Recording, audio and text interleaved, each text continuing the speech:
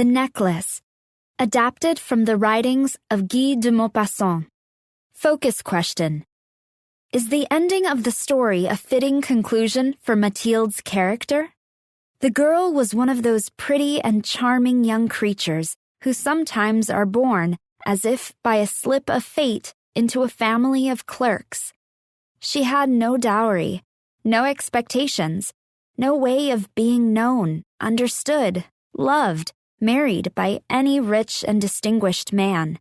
So she let herself be married to a little clerk of the Ministry of Public Instruction.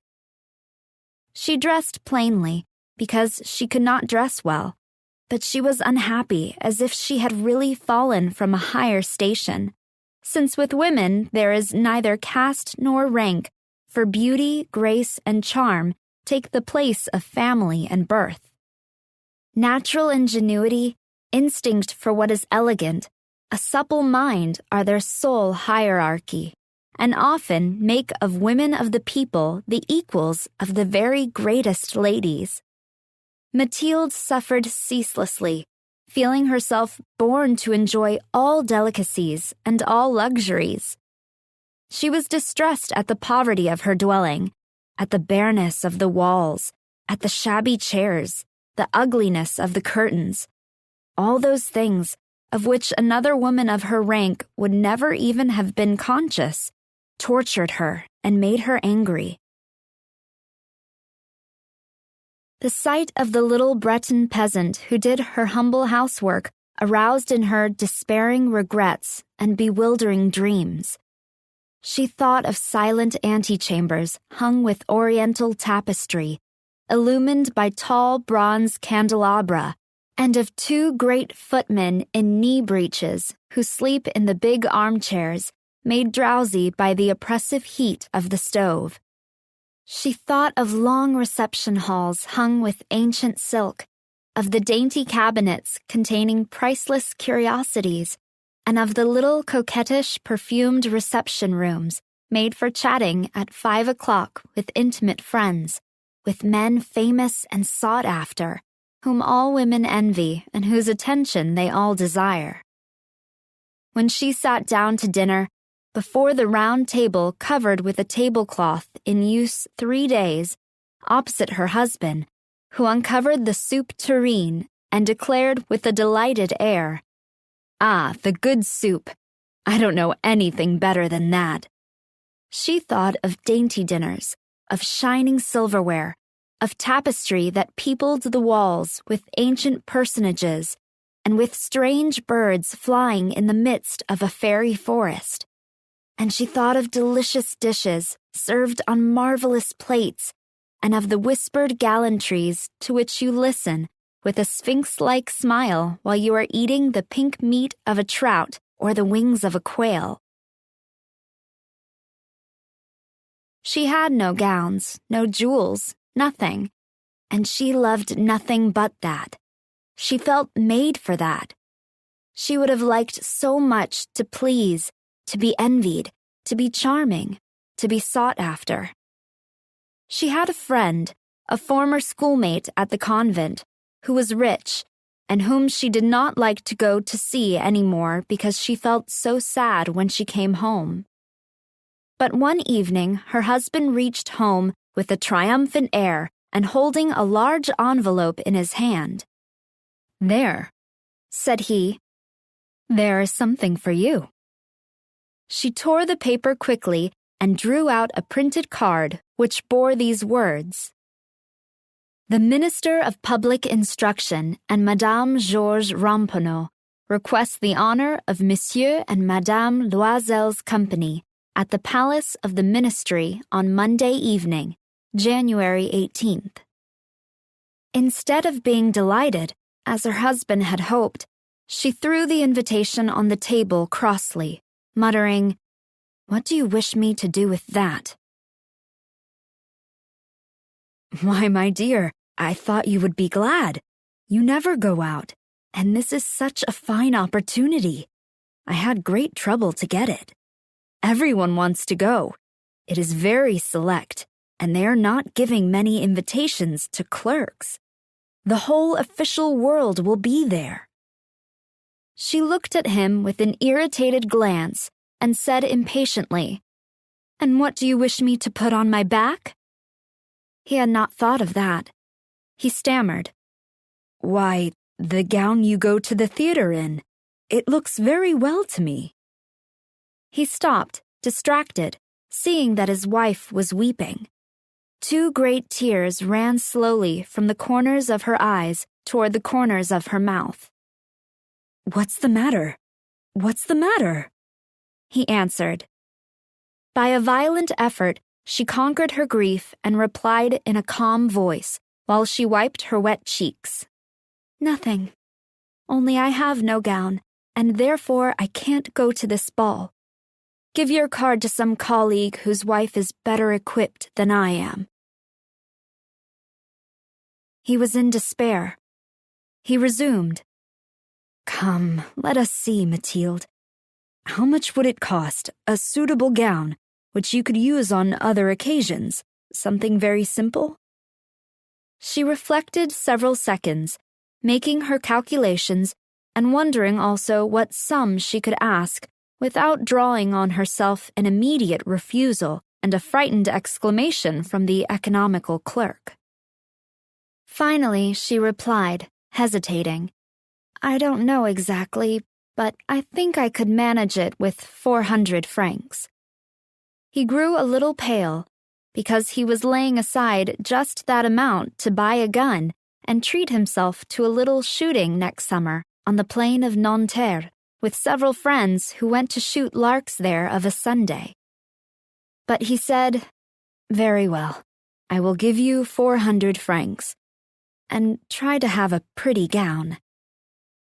The day of the ball drew near, and Madame Loisel seemed sad, uneasy, anxious.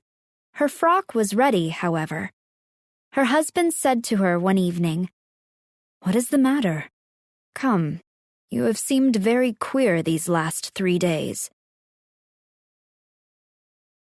And she answered, "It annoys me not to have a single piece of jewelry, not a single ornament, nothing to put on. I shall look poverty-stricken. I would almost rather not go at all." "You might wear natural flowers," said her husband.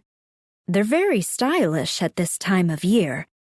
For 10 francs you can get 2 or 3 magnificent roses." She was not convinced. "No, there's nothing more humiliating than to look poor among other women who are rich." "How stupid you are!" her husband cried. "Go look up your friend, Madame Forestier, and ask her to lend you some jewels. You're intimate enough with her to do that." She uttered a cry of joy. "True! I never thought of it." The next day she went to her friend and told her of her distress. Madame Forestier went to a wardrobe with a mirror, took out a large jewel box, brought it back, opened it, and said to Madame Loisel, "Choose, my dear." She saw first some bracelets, then a pearl necklace, then a Venetian gold cross set with precious stones of admirable workmanship. She tried on the ornaments before the mirror, hesitated, and could not make up her mind to part with them, to give them back. She kept asking, "Haven't you any more?" "Why, yes. Look further. I don't know what you like." Suddenly, she discovered, in a black satin box, a superb diamond necklace, and her heart throbbed with an immoderate desire. Her hands trembled as she took it. She fastened it round her throat, outside her high-necked waist, and was lost in ecstasy at her reflection in the mirror. Then she asked, hesitating, filled with anxious doubt, "Will you lend me this, only this?" "Why, yes, certainly." She threw her arms round her friend's neck, kissed her passionately, then fled with her treasure. The night of the ball arrived. Madame Loisel was a great success. She was prettier than any other woman present, elegant, graceful, smiling and wild with joy. All the men looked at her, asked her name, sought to be introduced. All the attachés of the cabinet wished to waltz with her. She was remarked by the minister himself. She danced with rapture, with passion, intoxicated by pleasure, forgetting all in the triumph of her beauty, in the glory of her success, in a sort of cloud of happiness comprised of all this homage, admiration, these awakened desires, and of that sense of triumph which is so sweet to woman's heart. She left the ball about 4 o'clock in the morning. Her husband had been sleeping since midnight in a little anteroom with 3 other gentlemen whose wives were enjoying the ball. He threw over her shoulders the wraps he had brought, the modest wraps of common life, the poverty of which contrasted with the elegance of the ball dress. She felt this and wished to escape so as not to be remarked by the other women who were enveloping themselves in costly furs. Loisel held her back, saying, "Wait a bit. You will catch cold outside. I will call a cab." But she did not listen to him and rapidly descended the stairs. When they reached the street, they could not find a carriage and began to look for one, shouting after the cabmen passing at a distance. They went toward the Seine in despair, shivering with cold. At last, they found on the quay one of those ancient night-cabs which, as though they were ashamed to show their shabbiness during the day, are never seen round Paris until after dark. It took them to their dwelling in the Rue des Martyrs, and sadly they mounted the stairs to their flat. All was ended for her. As to him, he reflected that he must be at the ministry at 10 o'clock that morning. She removed her wraps before the glass so as to see herself once more in all her glory. But suddenly she uttered a cry. She no longer had the necklace around her neck. "What is the matter with you?" demanded her husband, already half undressed. She turned distractedly toward him. I've lost Madame Forestier's necklace," she cried. He stood up, bewildered. "What? How? Impossible!"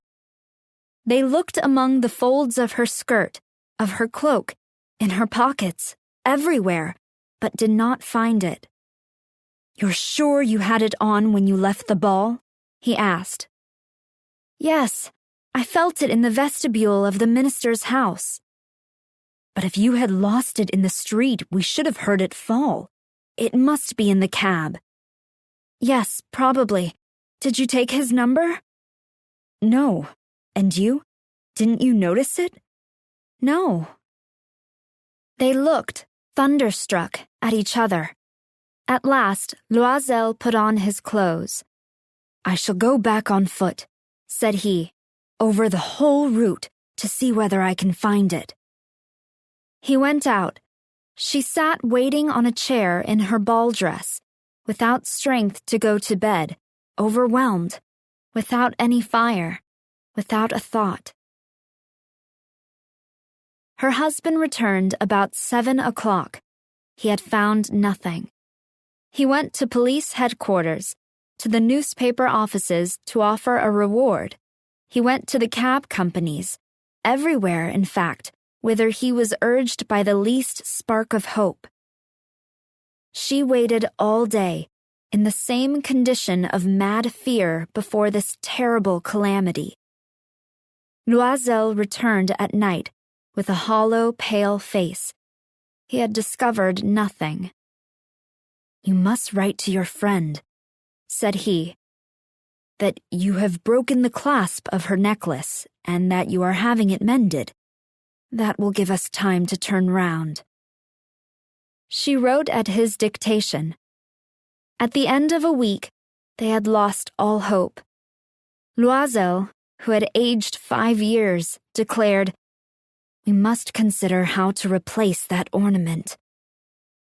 The next day, they took the box that had contained it and went to the jeweler whose name was found within. He consulted his books. "It was not I, madame, who sold that necklace.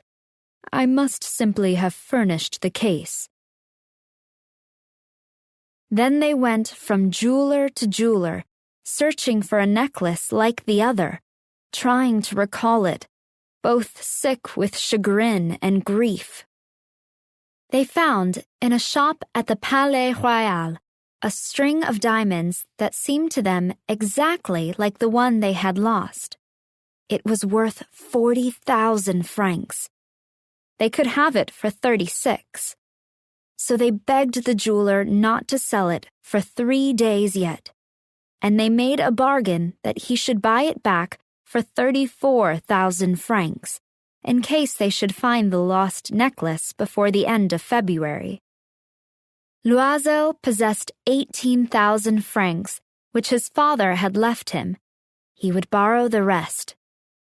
He did borrow, asking 1,000 francs of one, 500 of another, 5 louis here, 3 louis there.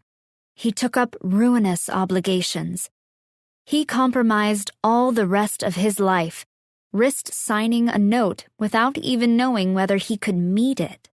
And, frightened by the trouble yet to come, by the black misery that was about to fall upon him, by the prospect of all the physical privations and moral tortures that he was to suffer, he went to get the new necklace, laying upon the jeweler's counter 36,000 francs. When Madame Loisel took back the necklace, Madame Forestier said to her with a chilly manner, "You should have returned it sooner. I might have needed it." She did not open the case, as her friend had so much feared.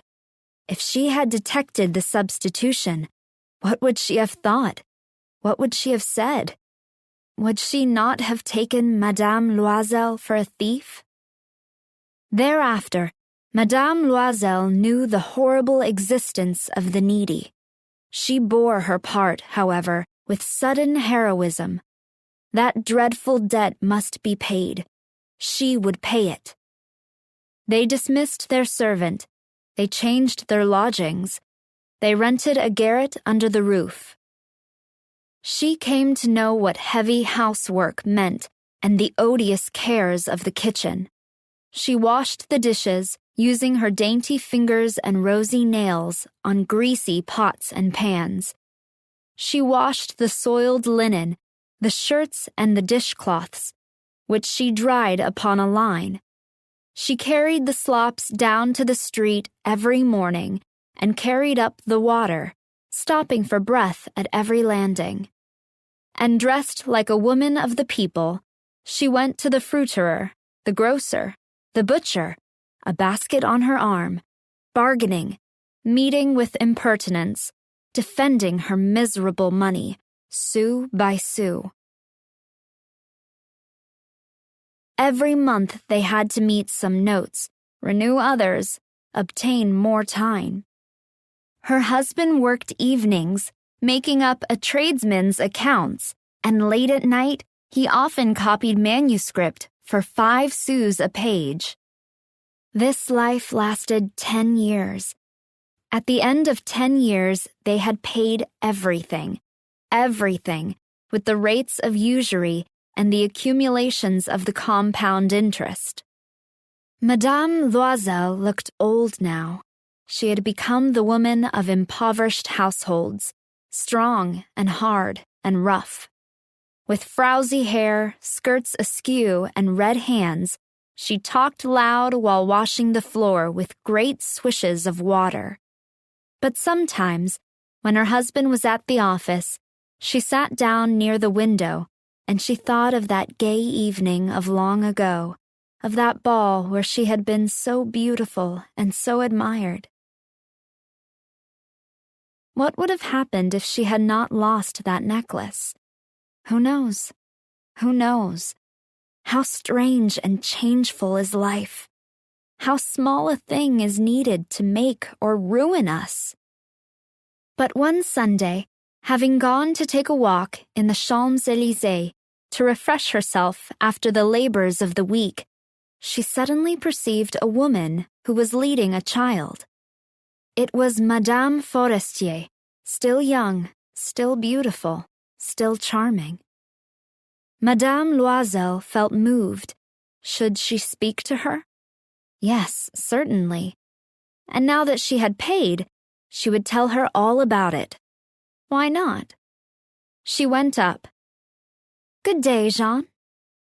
The other, astonished to be familiarly addressed by this plain goodwife, did not recognize her at all and stammered.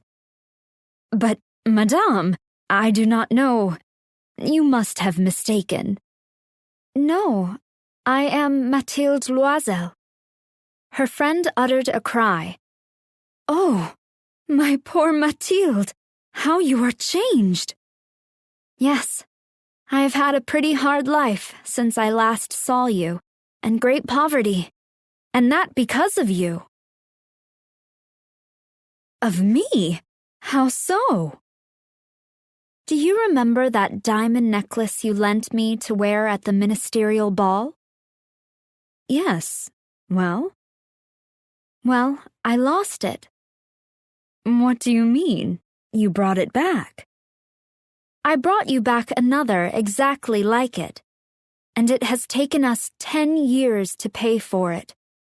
You can understand that it was not easy for us who had nothing. At last it is ended, and I am very glad." Madame Forestier had stopped. "You say that you bought a necklace of diamonds to replace mine?" "Yes. You never noticed it then. They were very similar." And she smiled with a joy that was at once proud and ingenuous. Madame Forestier, deeply moved, took her hands. "Oh, my poor Mathilde! Why, my necklace was paste. It was worth at most only 500